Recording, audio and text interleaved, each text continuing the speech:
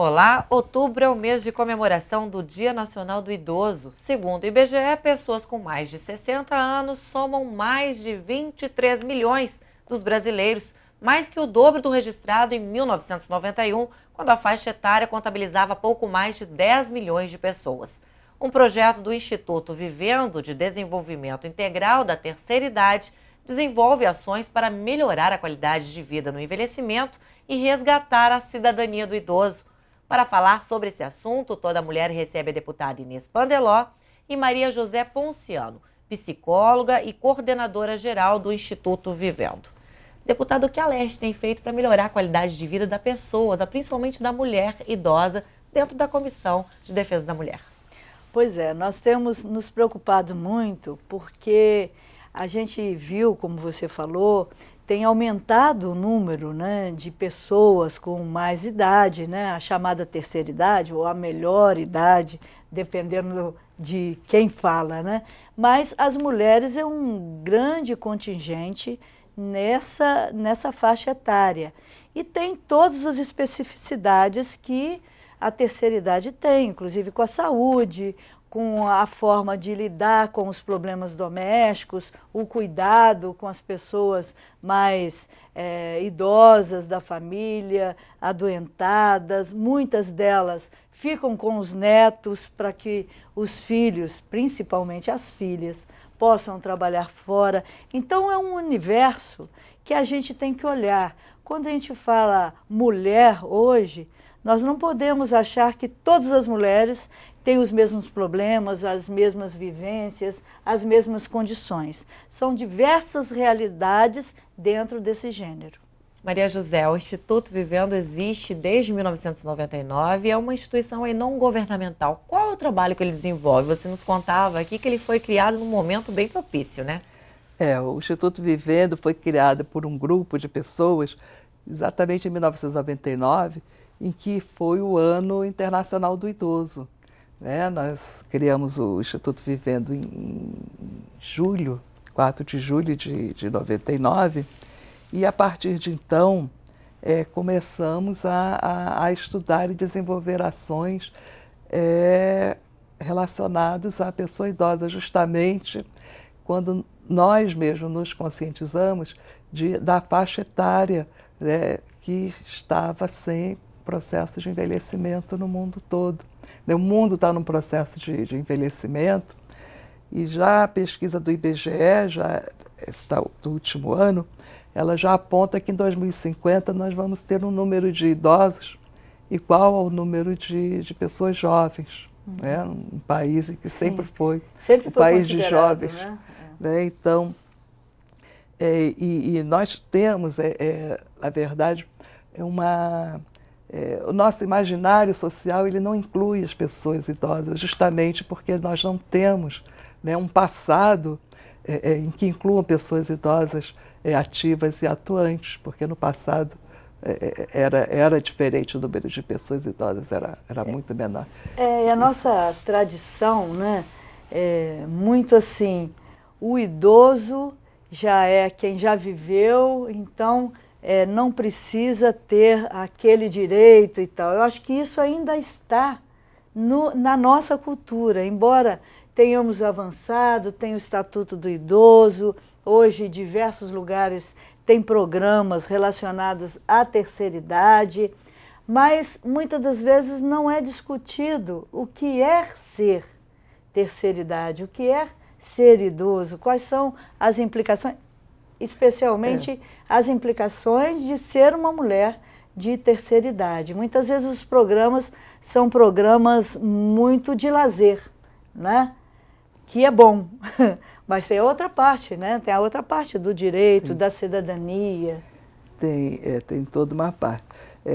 Na verdade, as pessoas dizem assim, dizem para uma criança, né, o que você vai ser quando crescer, né? Então, quando você faz essa pergunta para uma criança, você está, na verdade, programando aquela criança para uma fase adulta. E ninguém pergunta para uma criança o que você vai ser quando for velho, nem para uma pessoa adulta. O que você vai fazer quando for velho? Então, na verdade, a nossa sociedade ela não está preparada, ela não está programada para uma fase de envelhecimento. E hoje, com o crescimento, né, da população, um avanço da medicina, nós temos aí 40, 50 anos a mais que nós não tínhamos, né, há alguns anos atrás, e é uma população nova. Uma população nova em que nem a sociedade sabe como lidar com isso, o que fazer com essa população, e nem a própria pessoa, né, como ela não foi programada, ela não foi trabalhada para viver esses anos a mais. Então nós temos aí um vácuo e daí, quer dizer, o Instituto Vivendo e outras instituições que trabalham com terceira idade, com pessoas idosas, eles justamente têm esse desafio, né, de trabalhar uma população nova em que, na verdade, as pessoas não estão preparadas para trabalhar com ela. E com relação a mulheres, especificamente, é uma população basicamente de mulheres idosas, né? O perfil, ela aponta, né? As mulheres, os homens, eles morrem mais cedo, então é uma população idosa predominantemente de mulheres. E vocês fizeram esse estudo do porquê a população masculina tem morrido mais cedo? Vocês têm esses dados? Olha, existem várias pesquisas, existem vários estudos sobre essa questão, mas elas não são, existem controvérsias, né? Existem vários argumentos, alguns válidos, outros são argumentos que são criados para dar uma explicação. Na verdade, não existe uma explicação, ela varia desde de uma questão de que o homem ele vai para... Ele sai de casa, ele vai à luta, mas hoje as mulheres também estão saindo de casa, também estão indo à luta. Então, esse não é... Falam da questão do infarto, do problema do coração. Da questão de saúde, que a mulher se cuida mais e o homem se cuida menos. Né? E existem questões psicológicas, existem questões inclusive de sexualidades, né? Mas nada é ainda comprovado e ele é controvertido.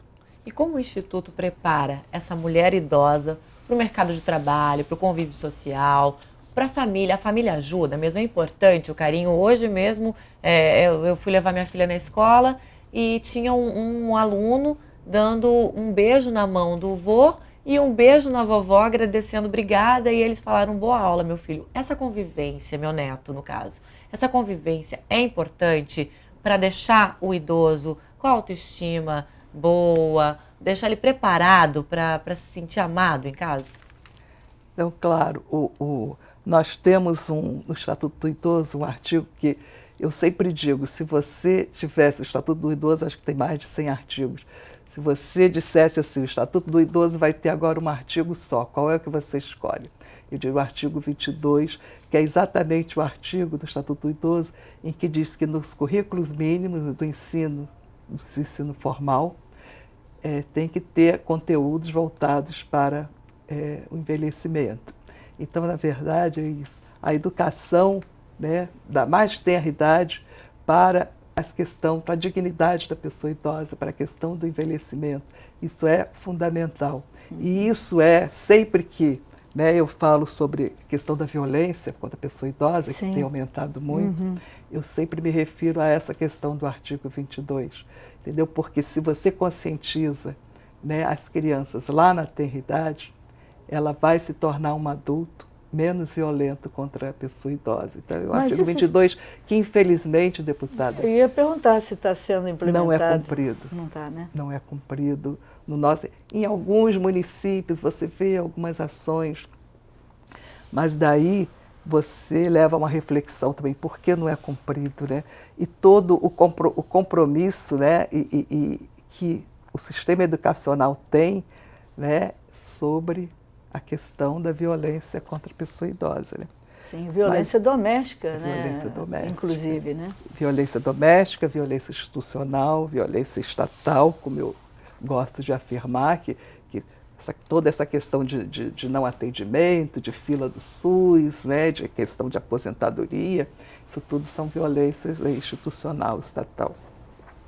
que afetam, né, a pessoa idosa. Então, a questão da conscientização, de incluir nos currículos, né, a questão do envelhecimento, ele é fundamental.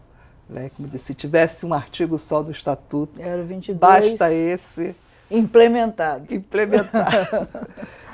Outra situação também que eles enfrentam ultimamente é a falta de transporte público necessário para eles, as calçadas. Esses dias mesmo tivemos um episódio aí de um idoso que tropeçou e caiu. Quantos não fazem isso em todos os meses, todos os dias?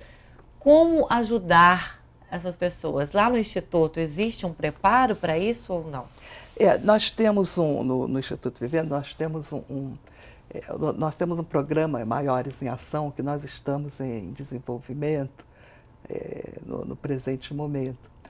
E lá nós temos, dentro desse programa, tem um núcleo idoso cidadão, que ele é voltado para estudos, né, para apresentação de situações a pessoas idosas. A gente já estudamos o Estatuto do Idoso, já estudamos o Plano de Ação de Envelhecimento da ONU, já fizemos um trabalho sobre a questão econômica. Então, a gente procura estar trabalhando dentro desse viés de conscientização dos direitos e exatamente das políticas sociais, para que o idoso, a pessoa idosa, ele saiba, né, e se torne consciente do que ele tem direito, do que ele tem que, basicamente, do que ele tem que fazer. E uma coisa que a gente, no Instituto Vivendo, nós valorizamos muito, né, a multiplicação desse conhecimento, né? Então, nós temos também, esse programa ele inclui atividades em outras instituições, em outras comunidades, em que o idoso que está lá, que aprendeu, que estudou, ele vai multiplicar o conhecimento para outra população, para outras pessoas. Eu acho que isso é muito importante, né? A pessoa se sentir útil, né? Muita gente, depois que aposenta, né, começa a adoecer. Muitas vezes não é por conta da idade, mas porque ela deixa totalmente a atividade que exercia e começa a se sentir inútil, sem importância. Então, ter uma atividade, né, seja ela voluntária, seja ela educativa, seja de lazer, seja de aprendizado, porque a gente nunca deixa de aprender, né? E de passar sabedoria, porque é uma vida inteira de aprendizado que pode ser passada, aproveitada. Né? Então, eu acho que a gente tem que mudar realmente o paradigma da nossa sociedade, já que nós estamos prestes aí a ter uma população, né, muito grande de idosos. Porque hoje há a cultura do novo, né? Então, aquele que tem experiência, aquele que tem mais idade, está desgastado. E o novo é sempre exaltado. Eu acho que isso tem que mudar. Esse assunto a gente continua no próximo bloco. Não sai daí, o Toda Mulher volta já já.